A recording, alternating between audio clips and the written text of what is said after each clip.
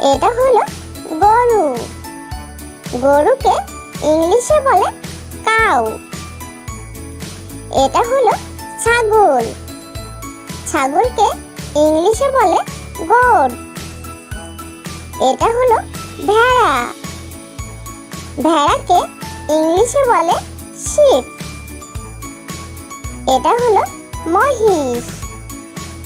মহিষকে ইংলিশে বলে বাফেলো। এটা হলো গাধা। গাধাকে ইংলিশে বলে ডানকি। এটা হলো ঘোড়া। ঘোড়াকে ইংলিশে বলে হর্স। এটা হলো শূকর।